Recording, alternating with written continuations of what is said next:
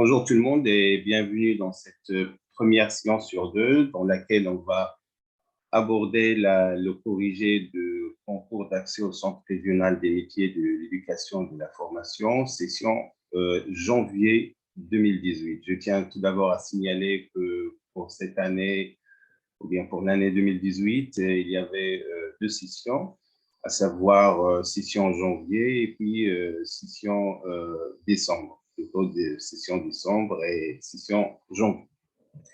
Et donc, on va proposer le corrigé de la matière des mathématiques. Vous pouvez trouver également le corrigé de la matière de la didactique des mathématiques, qui est à notre épreuve, dans la même chaîne. Alors, on commence.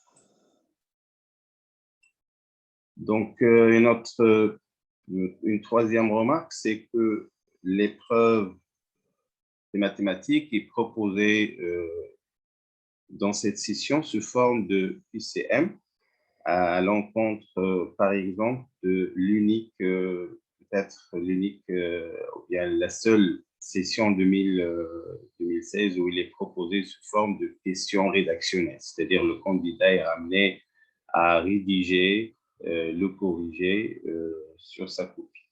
Alors, pour cette épreuve, elle est composée d'un QCM, qui contient des exercices, mais sur l'ensemble, il y a 20 questions et qui proposent 4 items. Et je tiens également à signaler qu'il pourrait y avoir 2 bonnes réponses, ou bien 2 propositions correctes. Voilà donc pour la première question. On considère les ensembles suivants. EK égale à 7K avec K appartient à N. Et la question, quelle est parmi les assertions suivantes la bonne réponse? Alors, vous pouvez arrêter la vidéo pour faire le tour de la question. Alors, pour ma part, je vais directement disserter la réponse. D'abord, il s'agit de l'ensemble des multiples d'un entier naturel. Et donc, voilà ce que je vous propose. Une proposition de cours que vous pouvez l'aborder, bien l'apprendre et qui va vous permettre de répondre très rapidement à la question. Et donc, c'est A est un multiple de B, alors ceci implique que AZ est inclus dans BZ. Alors, c'est ce qu'on va utiliser pour cette question.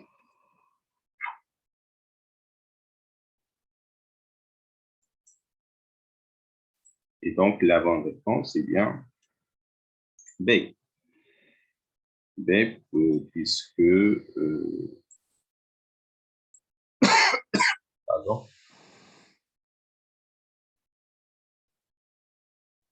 puis 3 et 2, puisque 28 est un multiple de 4, à savoir 7 fois 4 égale à 28. Voilà donc pour cette première question. Pour cette deuxième question, soit E un ensemble non vide et petit a appartient à E, on note P de E l'ensemble des parties de E. On considère l'application suivante qui va de P de E dans P de E et qui associe à X l'image X union A si A n'appartient pas à X et X privé, l'ensemble X privé de A si A appartient à X. Alors, c'est simple d'imaginer cette fonction. On fixe un certain A qui appartient à E et puis on prend un ensemble de P de E. Si ce A appartient à l'ensemble, alors l'image est privée de A. S'il n'appartient pas, alors on ajoute tout simplement. Alors les questions, ça concerne l'injectivité, la surjectivité de la fonction. Alors voilà ce que je vous propose. Alors pour l'injection, on va travaillé habituellement, c'est-à-dire on se donne un x, y, deux éléments de P de E, tel que f de x égale à f de y, et puis l'objectif est de montrer que x égale à y, c'est ça.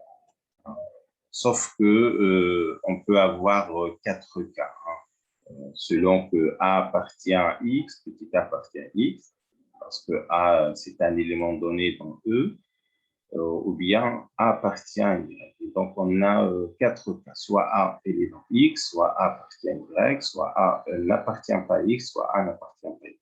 Donc, le couple.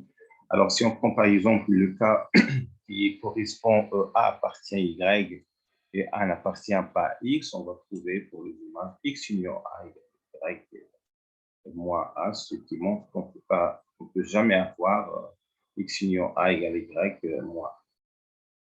Deux ensembles ne sont pas égaux puisqu'ils ne contiennent pas, par exemple, A. Et par suite, cette fonction n'est jamais injective, pas injective.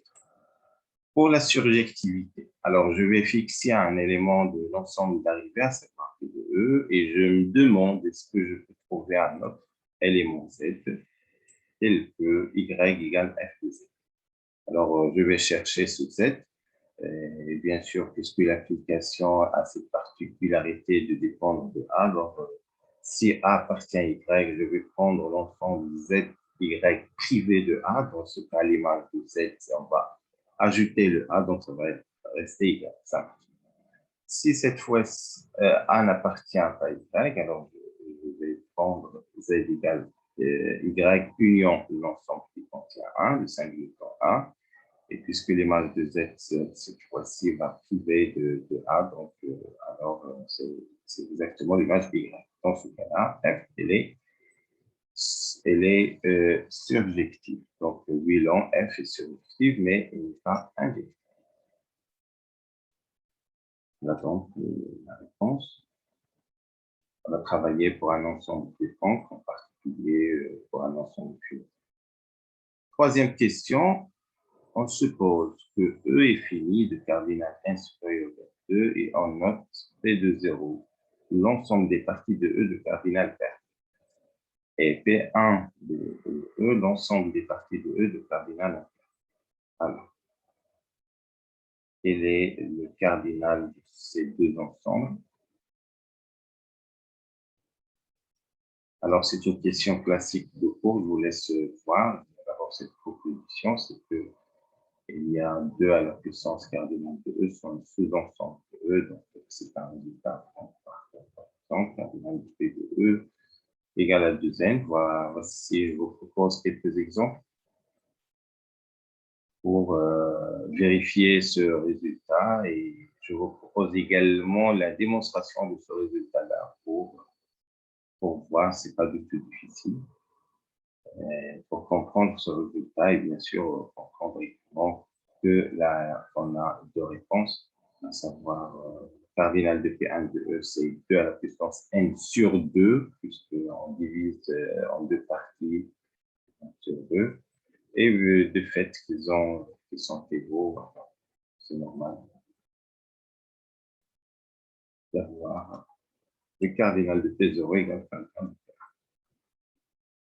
Question suivante. 4. Dans le plan complexe muni d'un repère normé direct, on note à le point d'affixe, c'est 1 égale 1, et on considère la transformation phi qui à chaque point mz associé le point infime z.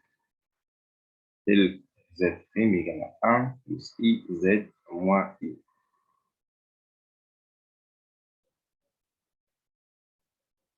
La question que le triangle AM' est quelle est la nature de ce triangle tout simplement, et puis quelle est la mesure de l'angle MAMN'. Alors, je vous propose ceci. Je vous propose de ramener ces outils de géométrie. Ça, c'est important pour un candidat parce qu'on pourrait répondre à une question sans perdre de temps, c'est-à-dire en faisant figure géométrique. Alors, pour cette question, voilà ce que je vous propose. À partir de la relation qui nous est donnée, et je vais essayer d'écrire le rapport Z' sur ZA moins Z, ce qu'on a l'habitude de faire. Alors, puisqu'il est égal à un rapport, en fait, un nombre complexe, ça veut dire que les points Z' et ZA ne sont pas linéaires. Et donc, 3 points qui ne sont pas linéaires, ça veut dire qu'ils forment un triangle. Attention à cette remarque, c'est très utile pour l'examen oral. Et par conséquent, l'argument de cette expression n'est autre que l'argument du premier, c'est moins plus donné. Donc, finalement, on a un triangle, un rectangle au point M, regardez, qui est la fixe de points complexes, on le voit au numérateur et au dénominateur. Soit B le symétrique de A par rapport à A, l'origine, par rapport à l'origine de repère O, M le point d'affixe Z égale moins 1 sur 2 et imprime son image parfaite. Alors voilà un exemple. Est-ce que ces points sont cocycliques, c'est appartient à un cercle de diamètre tel, ou bien de diamètre tel, ou bien ainsi de suite, ou bien à ce cercle d'équations cartésiennes proposées. Alors, pour gagner du temps, donc, je vous propose très rapidement de faire un dessin, plutôt de faire une figure géométrique. Alors, si on fait une figure géométrique, on place les points, c'est simple de les placer, puis quand on ne compte pas, placer l'aiguille du compas quelque part et puis faire votre tracé en essayant de tracer un cercle qui passe par 3 points et vous allez arriver à trouver ceci. Donc, votre figure va vous permettre de trouver très rapidement le résultat sans se casser la tête, sans perdre de temps avec des formules. Ben voilà, mais quand même, il faut la prendre par cœur. Pardon, donc, pour montrer que 4 points sont possibles, et il faut calculer ce birapport. Alors, A moins B, A moins C, parfois on le trouve sous cette forme, c'est plus pratique, fois D moins C sur D moins B. Mais je rappelle encore une fois, il faut ramener ces outils de géométrie. C'est plus pratique pour répondre à cette question. Ça. On aura même une réponse correcte. Sûr. Question suivante. Cette fois-ci, c'est dans l'espace. Alors, géométrie de l'espace. Dans l'espace euclidien de R3, on considère 3 points A, B et C, de coordonnées A, voilà. Donc, vous pouvez appuyer sur pause pour faire le tour de la question. Et on nous propose un vecteur. Alors, parmi les assertions suivantes, est-ce que ce vecteur, est-ce qu'il est un vecteur directeur de AB, de AC, est-ce qu'il est un vecteur normal, et ainsi de suite.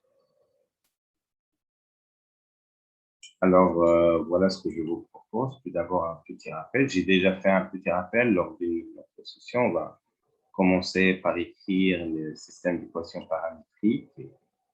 Et ça se voit qu'il n'est pas un vecteur directeur ni de AB ni de AC.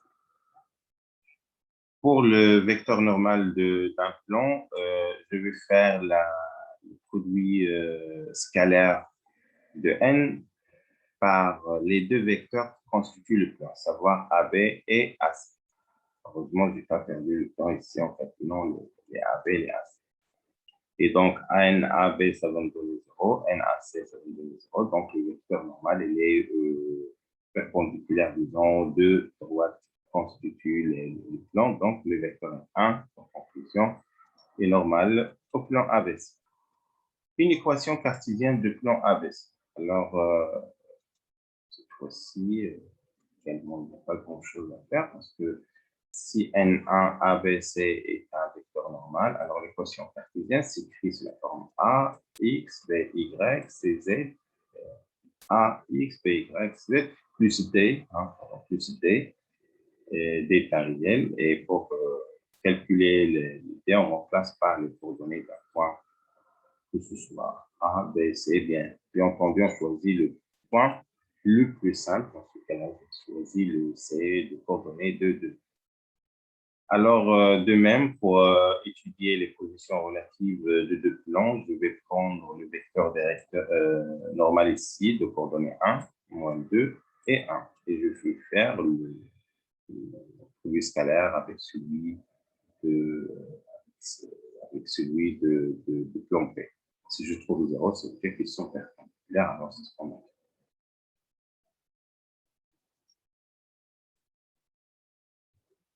L'avant-dernière question pour cette séance. On se donne une suite AN qui est comptée strictement sous 0 pi et définie par sinus AN égale à 1 sur 1, avec n supérieur ou égal à 2. Alors, quelle est la monotonie de cette suite? C'est ça la question. Est-ce qu'elle vérifie si AN appartient à inférieur à plus sur 1? Donc, arrêtez la vidéo pour faire l'essai. Souvenez-vous de la technique que je vais vous proposer parce que ce type de suite, normalement, il est proposé dans les concours et ils sont un peu difficiles parce qu'ils demandent d'étudier des fonctions, des suites numériques définies implicitement. Des suites numériques définies implicitement. Voilà donc le paragraphe qui concerne. Et pour ce type de suite définie implicitement, il y a des techniques, bien sûr. Alors, qu'est-ce que j'ai fait au départ? J'ai étudié la fonction sur 0 pi, je l'ai tracée. C'est pas difficile de la tracer, c'est pas difficile, hein, sans utiliser un logiciel. Je vais vous montrer quoi. Alors, j'ai même tracé cette fonction pour n égale à 2, n égale à 3, n égale à 4. Mais quelle fonction? Attention, c'est pas la même fonction. Je vais vous expliquer. Et puis, je vais vous proposer. Alors, j'espère bien que j'arrive à ici. Alors, sinus de AN égal à N, voilà, égal à N sur N. Égal à N sur N. Alors, égal à N sur N. Alors, qu'est-ce que j'ai fait? J'ai multiplié par N. Donc, j'ai étudié les fonctions, celle-là. Égal à N sinus X moins X. Non, non. C'est pas celle-là.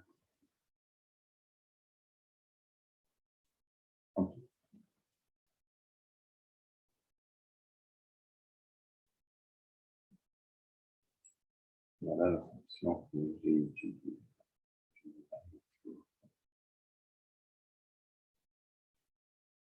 Alors, c'est sinus AN sur AN égale à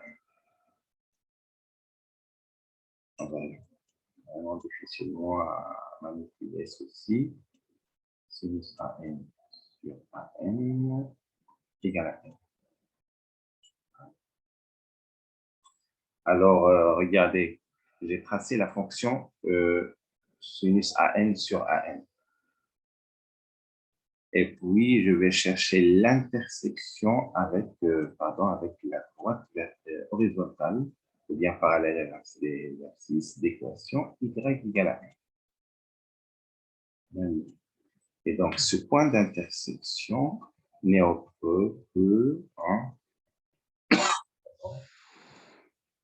que la suite définie implicitement à 1. Voilà. Je répète, alors, d'après l'expression de... Je vais vérifier ce que j'ai bien écrit. Voilà, A1 sur sinus N1. Je n'ai pas écrit. Attention, ce n'est pas sinus AN sur 1, mais c'est AN sur sinus N. AN sur sinus AN. AN sur sinus AN égale à N, c'est ça donc l'équation. Et j'ai tracé la fonction x sur sinus x. Hein. J'ai tracé la fonction x sur sinus x. Voilà, voilà la fonction sinus x sur sinus de x sur l'intervalle 0 pi. Et puis j'ai tracé la droite horizontale ou bien parallèle à plus 26. Alors, ce point, regardez, il est unique et ça correspond à AN. Donc, c'est juste pour vous donner une idée, qu'est-ce que c'est que cette fonction définie implicitement. Alors, pour cette courbe, ça, j'ai travaillé autrement. Alors, on a AN sur sinus AN égale à AN. Alors, je peux écrire ça sur la forme x égale n sinus x. Alors, n égale n sinus x ou bien AN égale à n sinus AN. Et donc, j'ai la fonction x qui va être nulle et que sinus x égale à 0. Donc, égal à 0, ça veut dire que mon AN, regardez, c'est le point qui va annuler cette fonction. Voilà, donc, je peux laisser à 2, voilà, à 3, voilà, à 4, voilà, à 5. Voilà. Alors, voilà donc pour ces fonctions. Si vous avez l'habilité de tracer rapidement les courbes, vous pouvez tracer la courbe correspondante en 0P à n égale à 2, n égale à 3, pour avoir une idée très rapide de la croissance, de la monotonie de la croissance. Je rappelle toujours, si la question était d'étudier la monotonie d'une suite, il suffit de calculer une fois. Hein. Par exemple, dans ce cas-là, regardez, de conjecturer qu'elle est croissante. Et de même aussi pour celui-là, regardez, si je prends un certain n supérieur à celui-là, l'intersection, c'est ce point, et c'est dans n, ça veut dire que ma fonction, elle est croissante, elle est même strictement croissante. Donc, voilà l'idée, et on peut revenir à l'exercice pour dire qu'il s'agit d'une suite qui est croissante. Ici même, regardez, mais je vais revenir sur cette courbe, j'ai même tracé beaucoup de. Alors, revenons pour notre cas et proposons une réponse, disons, plus précise. Alors, qu'est-ce que j'ai fait? Voilà, j'ai pris cette expression égale à n, et puis j'ai étudié cette fonction. J'ai trouvé que son signe dépend celui de sinus de tangente x sur x. Et on peut refaire une autre étude, j'ai de x de tangente moins x, on va trouver qu'il est strictement positif, c'est simple. Donc finalement, cette fonction à x sur sinus x, regardez, elle est croissante. Vous voyez l'utilité de n supérieur ou égal à 2. Regardez la fonction. On peut parler que depuis la parcelle de n supérieur à 2. Alors, la fonction f elle est strictement croissante, elle est bien entendu continue, donc elle réalise une déjection de 0,1 jusqu'à vers 1 plus l'infini. Et puisque, regardez l'utilité de n supérieur à 2, puisque n appartient à cet intervalle, alors il admet tout simplement un antécédent unique, à savoir an, tel que f de an égale à 1. Voilà donc pour l'existence de cette suite d'abord définie implicitement. Donc, f de AN égale à n, ça veut dire que AN égale à f moins 1 de n. C'est ça. Donc, ma suite AN égale f moins 1 de n, tout simplement.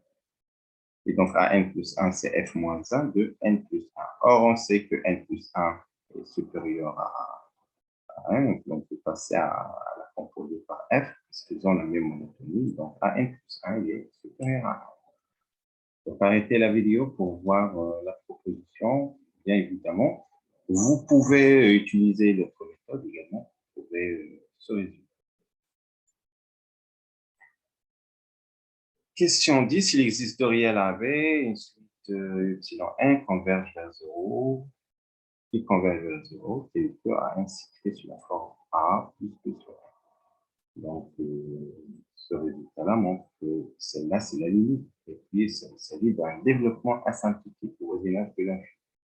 Alors, pourquoi d'abord quelle est la limite de cette fonction. Alors, voyons un peu qu'est-ce qui se passe. Ce n'est pas important maintenant les graphiques, mais c'est juste pour vous donner une raison de plus de discussion, peut-être dans un examen oral, que la fonction converge vers ce point, qui est un point fixe de la fonction, et ce point n'est autre que petit. Alors, comment on va montrer ceci? Oui, on peut bien le montrer, mais c'est juste pour conjecturer le cours. Alors, voilà ce que je propose, puisque notre suite, elle est croissante et elle appartient à l'intervalle 0π, donc elle est majorée, donc elle converge vers une limite finie L. Alors, si on remplace par L, on va trouver que sinus de L égale à 0. On ne peut pas prendre 0, soit 0, soit π, mais on va prendre π parce que la fonction de la suite, elle est croissante. Et donc, ça va me donner directement que mon A égale à P. La limite, c'est P. Et donc, pour ces deux propositions, je suis là. Soit on va prendre la réponse B, soit la réponse D. Et donc, cette fois-ci, qu'est-ce que je vais proposer? Alors, je vais prendre une autre suite, Vn égale à pi moins An. Vous allez me dire, mais pourquoi? Je voulais dire, je cherche un développement asymptotique, un développement limité, et donc, je devrais trouver quelque chose qui tend vers 0 ou bien qui s'annule. Alors, voisinage de l'infini à n tend vers pi, ça veut dire que voisinage de l'infini, Bn est équivalent à 0. Il est proche de 0, disons. Et donc, je vais remplacer dans l'expression pour trouver que finalement, pi égale à moins, que b égale à moins pi. Et donc, voilà donc ce que je vous propose pour cette première partie. On se donne rendez-vous donc pour la deuxième partie. Je rappelle que l'épreuve qui concerne la didactique des mathématiques est également disponible sur la même chaîne. Merci de votre attention et à la prochaine.